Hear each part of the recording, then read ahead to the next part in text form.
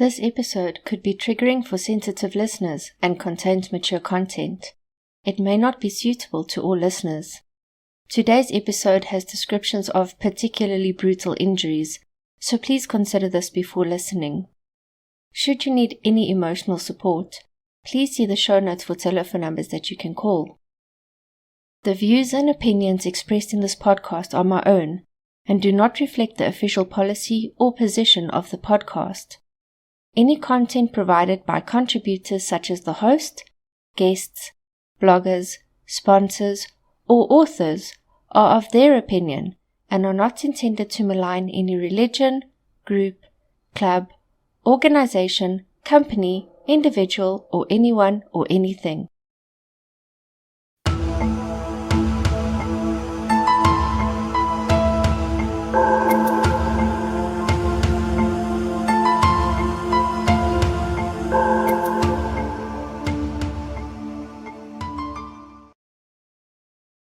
All of you who are living on this planet, listen to what I am going to say. When the year 2000 is completed, the year that will follow will not be 2001. The year that will follow shall be called Year 1, in a generation that will follow the present generation. The generation that will follow will have few or many people, depending on who will repent.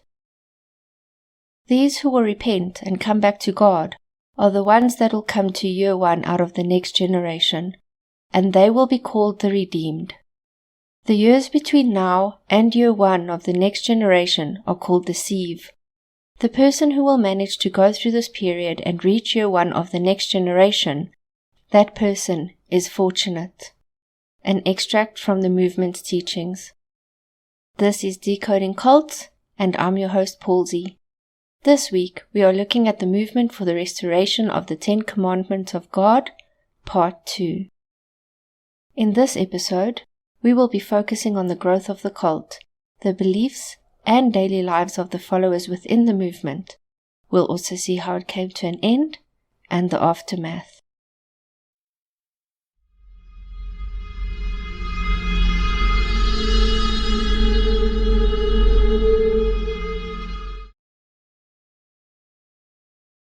During the early 1990s, the movement grew quickly at the various areas where the leaders were living.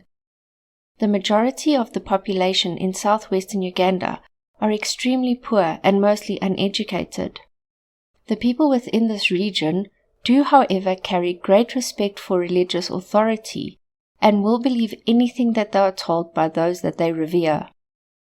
Dominic had a special gift for convincing people to listen to his message, and also in convincing local authorities and leaders to donate their money to their cause in exchange for religious protection. In 1993, Dominic was reported to his archbishop in Kampala for claims that he had a more direct route to God and bypassed the Pope and the Church.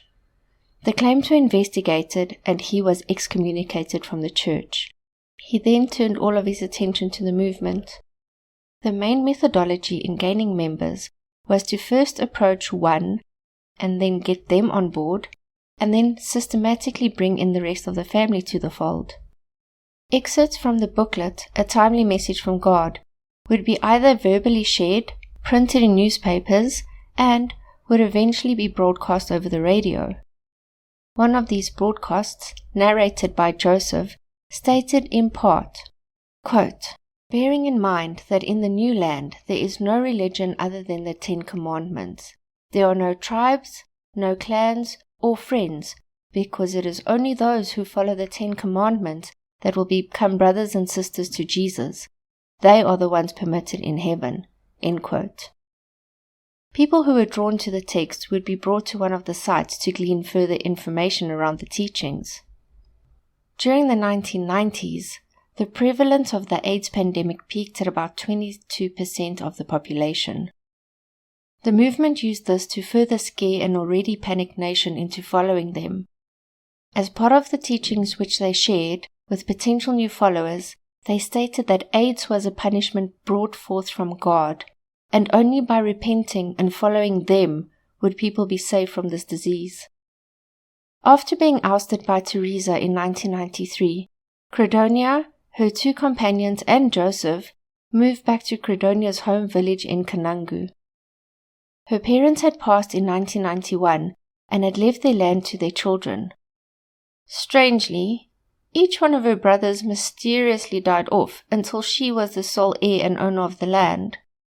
The new headquarters for the movement was established in Kanungu. They also established an NGO, which was approved by the Ugandan authorities at the time. Credonia constructed a shrine at the graves of her parents, and they became known as the grandfather and grandmother of the movement. Also, the Abraham and Sarah of the movement, even though they were never really directly involved in it. Abraham and Sarah were figures in the Old Testament of the Bible. In a nutshell, Sarah could not have children. Abraham prayed for a child, and God promised Abraham that Sarah would be the mother of all nations. At the age of 90, Sarah fell pregnant and gave birth to their son Isaac. Potential new followers were told that they needed to join the movement in order to properly follow the 10 Commandments. Those new to the movement would be told that they were to sell off all their belongings and donate it to the leaders. Many of the followers were poor and did not have much to give to the movement. In cases like these, they were tasked to write down a list of all of their sins and would be fined accordingly. New members were called trainees. Upon entering one of the compounds, they would be tasked to get rid of all of their clothing and would be provided with a green uniform. Parents and children would immediately be separated, and the children would be put into a school on the property. They were also made to forego their names. Unwed men and women were to be referred to as brother and sister, married men and women were referred to as uncle and aunt, and older members were referred to as grandfather and grandmother. When we overlay the methodology of cult leaders over the aforementioned, we can see that in taking away a person's name and providing them with a uniform, they are basically stripped of their individuality. This method is used to get followers to concentrate more on the group than on themselves. People are more likely to conform to a group. This was proven by Ash's conformity experiment. In this experiment, an individual was placed in a room with a group of people who were actually actors. The person running the experiment would show a card with one line, and then another card with lines varying in length, marked A, B, and C. The participants were then asked which of the lines from the second card matched the line on the first card. Each of the actors would purposefully give the same incorrect answer, and, in most cases, the unknowing participant would give the answer which the rest of the group gave, even though they knew it was incorrect. Taking this back to the discussion, people will be more inclined to conform to what the rest of the group is doing, even at times when they know it's wrong. For the first few days, trainees were finally trusted with the full content of a timely message from God, and would be made to listen to it on tapes until they knew the content off by heart. The opening of the passage, which is, quote, "The Virgin and the Holy Child wish for all the people to restore the 10 Commandments of the Lord, and to repent, and to inform you of the worldwide mission for which Jesus and the Blessed Virgin Mary have come on earth." End quote. Those who have read the complete texts state for the most part it was focused very much on the end of days teachings. One extract that I could find states, quote, "There will be great tribulation upon all of the people, such that has never been experienced by any person since the creation of the world. People will be absent-minded and will develop a spirit of independence of God in their deeds, and this spirit will displease the Creator. He will, in reaction, release to the world chastisements that will include the shedding of blood." End quote. It also speaks a lot about famine and how people will turn on each other, and how even animals will turn on people. In one section it states, quote, "Domestic animals such as cats and dogs are already possessed by the devil. From these animals, Satan is actually fighting against man, particularly those who own these animals." End quote. They even spoke about how food was a bad thing. Quote, Those of you who know the importance of holy water should always put it in the food and water you take. It neutralizes the poison from the devil." End quote. Once the trainees had committed the tapes to memory, they would then receive their next tasks. Joseph claimed that he had received a message from heaven which gave him instructions on how a follower's day needs to be spent. The trainees were given these instructions. They were told that 4/7 of their day needs to be spent in prayer. 2/7 of the day needs to be spent on work, and 1/7 of the day was dedicated to rest. The trainees would then be assigned tasks within the site, which could range from tending to cattle, cooking, cleaning, farming, building, or tending to the church. Trainees would then also attend bi-weekly learning sessions. These sessions started at 8 a.m. and ended at 4 p.m. The apostles would take strict attendance during these lessons, and the trainees were made to fast on these days. The lessons would include the rule that speaking was very much discouraged. This was said to be made in an effort to avoid bearing false witness, which is one of the 10 Commandments. People in the movement communicated with a type of sign language or wrote down what they wanted to say. Only the elders were allowed to speak or could allow another person to speak. They were, however, allowed to speak in prayer or at town hall meetings. They would also be taught that sex was strictly forbidden, even between husbands and wives, as this would prevent the temptation of committing adultery, another one of the 10 Commandments. The consumption of alcohol was forbidden, as it was deemed to have been turned into poison.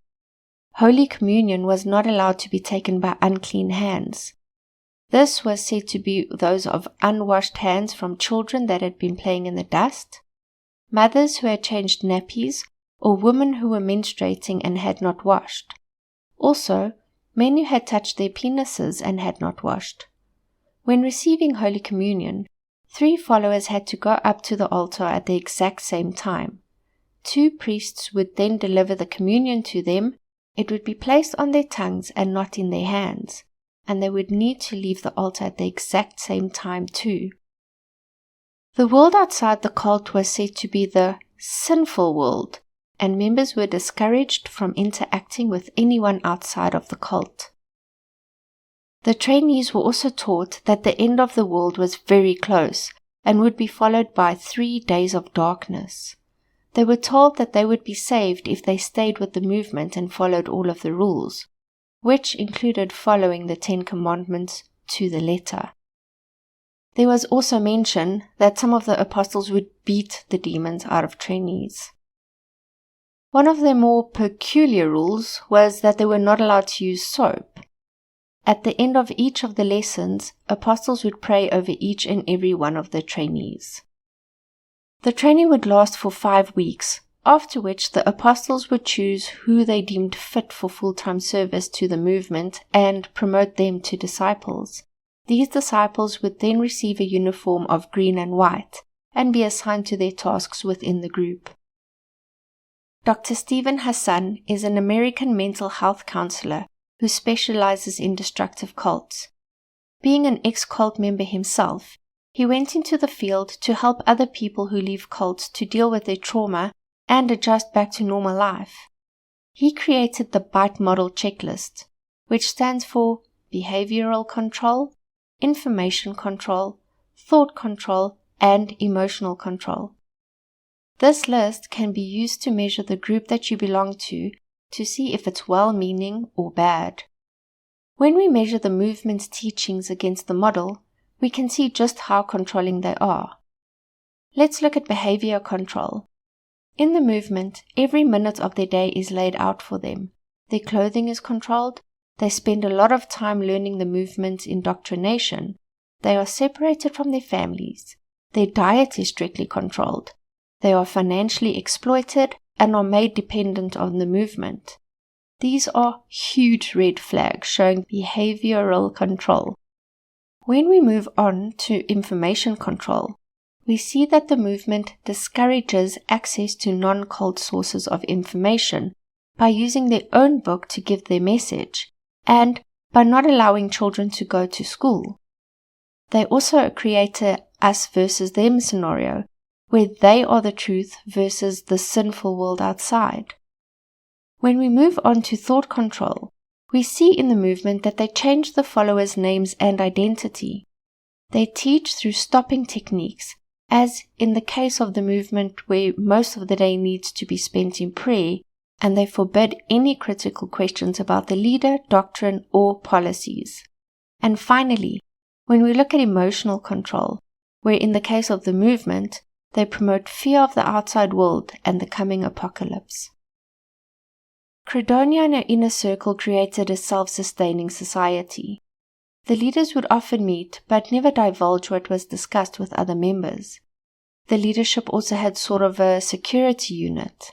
These guys would monitor the comings and goings of the followers, and would also on occasion be dispatched to spy on those who were still holding out on joining the group.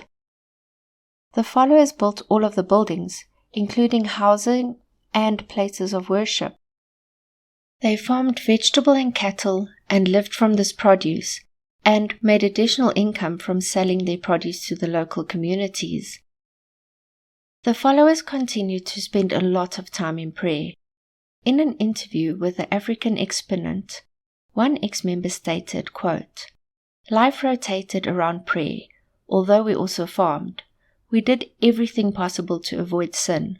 Sometimes, if you sinned, they would command you to recite the rosary 1,000 times.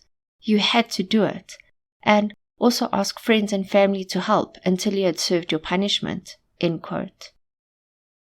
Their meals were cut down even further. On Mondays and Sundays, they were only allowed one meal per day. The leaders would host town halls where followers could air their grievances. Credonia also instilled great fear among the followers for anything outside of the cult, and even things that came into the cult from outside. Anything from money, clothes, food, or any object brought in from the outside had to first be exorcised through prayer. Even though the compounds were surrounded by double walls, surrounding villagers noted that many of the group's activities would be performed at night under the cover of darkness. It is said that at its peak, the movement had about 4,000 to 5,000 followers. In 1994, Paul Izikori left the movement. He later stated in an interview that he was uncomfortable with the way that the teachings were going against some of those of the Roman Catholic Church. He also started to become disillusioned with the movement in 1993, when, in one of the meetings with the main leaders, Credonia had announced that she had received a message that they were allowed to kill. Now, call me crazy, but if the movement was all about the 10 Commandments, then "thou shalt not kill" should be included in these beliefs. But, as we know, what cult leaders preach and what cult leaders do are not always the same thing.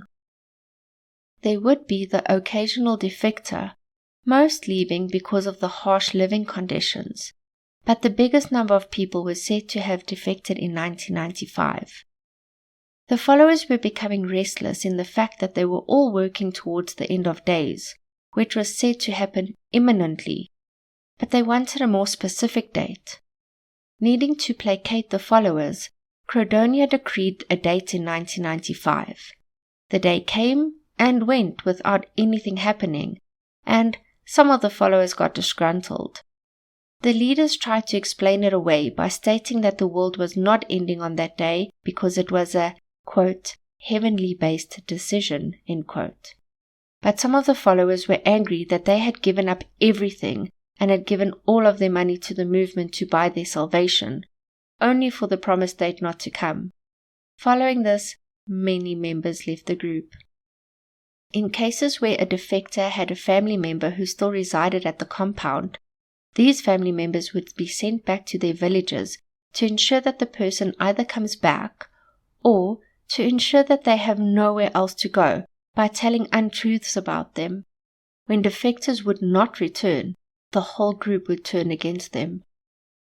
With the mass defection and the perceived threat on Credonia's life, the Kanungu site became the main compound of the group. The security was tightened around the compound.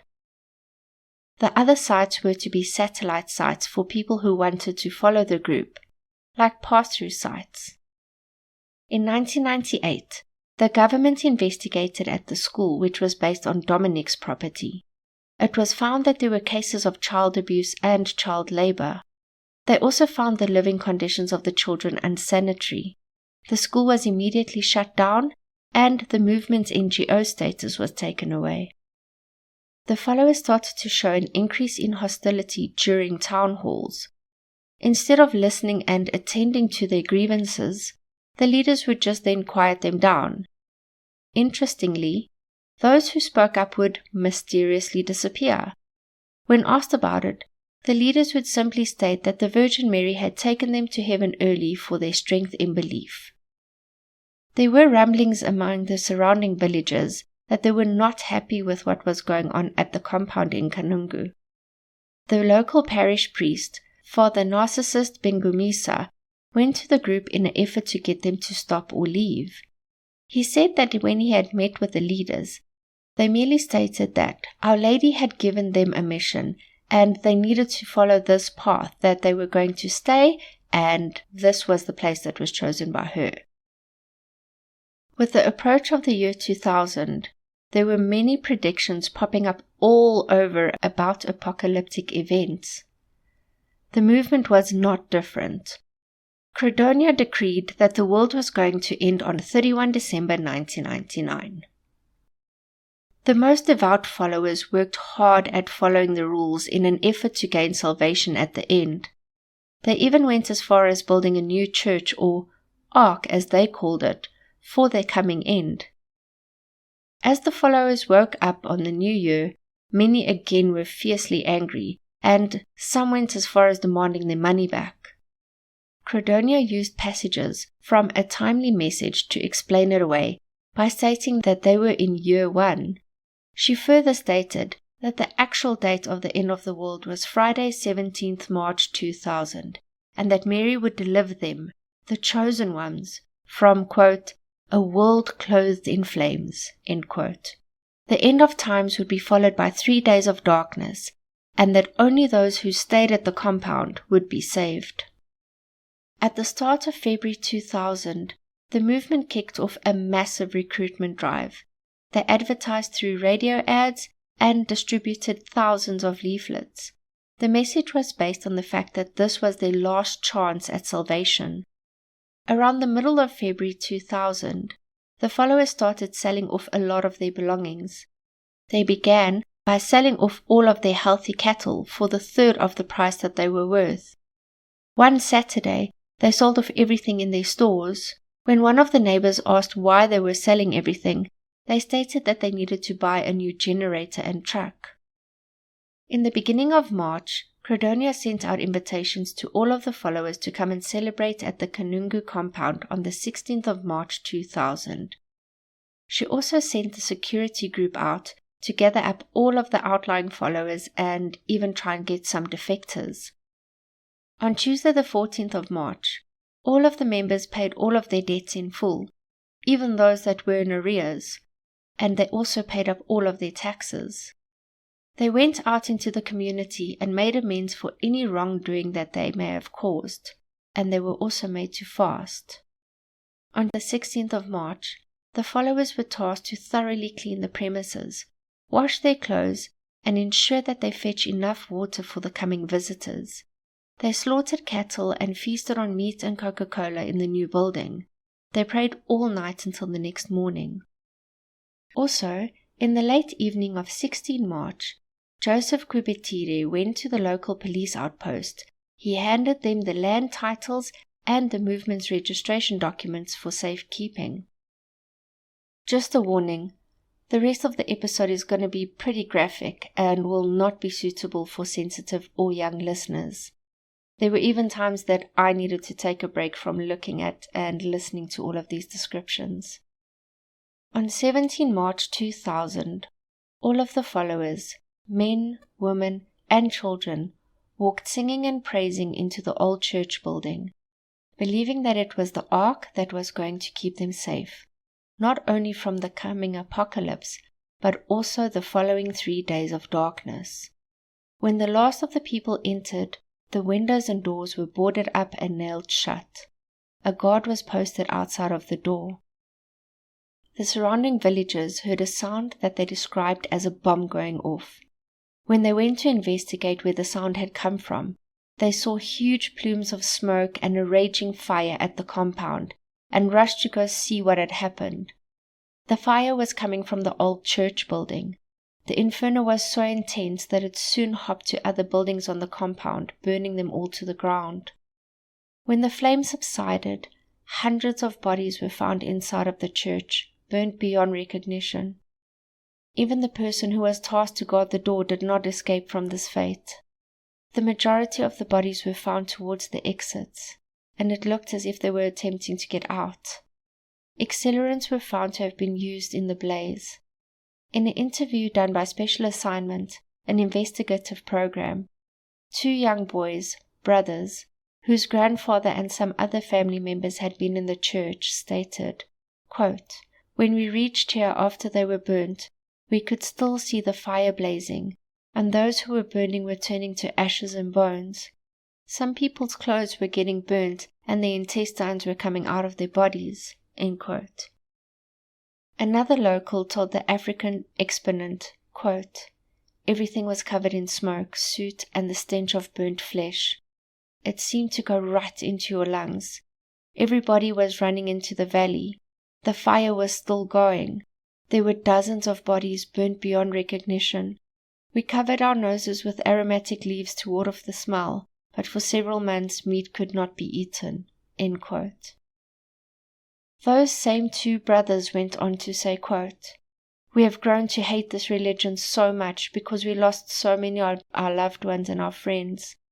To see that they were set on fire here and being lied to, told to first sell all their property in order to be worthy." End quote. It was estimated that between 300 and 500 souls lost their lives in the fire, and this included around 78 children. It was a massacre, but it didn't end there.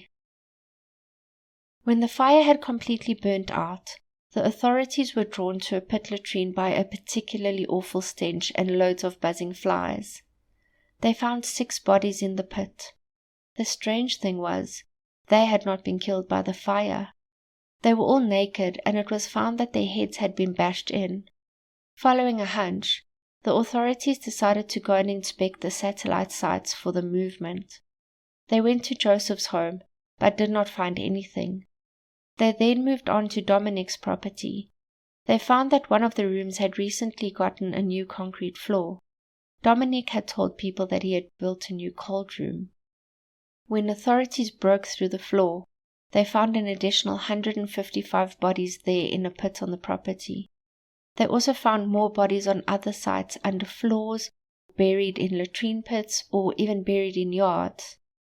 As the police services in Uganda was not very well equipped, they had to outsource assistants to dig up all of the bodies. They used prisoners who would dig barefoot in the sand. When photos of this leaked to the press, there was an uproar around the conditions that the prisoners were working in without protective gear. The Ugandan police responded that they had contracted the work out, and supplying protective gear to the prisoners had not been part of the contract. There was also great concern that vital evidence would be lost or contaminated because of this. Including the victims from the church fire and the bodies found, it was estimated that around 1,000 people had been killed by the cult. Those people who had not perished in the fire met very tragic ends. Some had been bludgeoned to death, and some had multiple wounds from being hacked by a machete. A few of the victims had been strangled, and some of these were found with the rope still tightly wound around their necks. Some of the recovered remains were said to have been doused with battery acid. It was further estimated that some of them had been poisoned. At the time, there was only one qualified pathologist in the whole of Uganda, so this could not be thoroughly investigated. It was estimated that some of these victims had been killed as far back as January 2000. Some speculated that those who had been killed before the fire were followers who wanted to leave the cult after the last failed apocalypse. Neighbors and community members were shocked. None of them had ever suspected that anything like this was happening right next door to them. They had not heard or seen anything. It was initially assumed that all of the leaders had perished in the fire along with their followers. Rumors started making their rounds that the leaders were still alive. Some people stated that they had seen Credonia on the back of a truck fleeing the scene when the fire had started. It was believed that she had fled with all the followers' money. Others also cited her in African countries, and eventually both Credonia and Dominic were said to be seen in Europe. The last sighting of Joseph was said to be in Malawi. A commission was formed to investigate the incident, and upon completion of this report, they issued international warrants for the arrest of the top leadership: Joseph Kwibetire, Credonia Muirinde, Dominic Kataribabo, Joseph Kasapurari, John Kamahara, and Ursula Kumunangi. There were also rumors of Joseph having gone into a deep depression, that he had been treated at a hospital but soon left to go back to the cult. Some even speculate that he might have died or been killed before March. To this day, none of them have been found. It seems, after all, that the end did come for those poor souls who believed in the teachings of the movement. I truly hope that despite their horrible end, they found peace and a blissful afterlife. If you enjoyed this episode, please hit the subscribe button and rate and review us. It'll go a long way into improving the podcast and helping others find it. You can find us on Facebook at the Decoding Cults group, and you can email us at decodingcults@gmail.com. We would love to hear from you. If there are any topics around the workings of cults which you would like further explanation on, email me or post it in the Facebook group, and I will gladly spend more time or even an entire episode on it. Just a reminder to go check out By Design Crafts for any personalized gifts that you might like. The amazing logo art was created by the tattoo artist Jock Jacobs. Thank you so much for listening.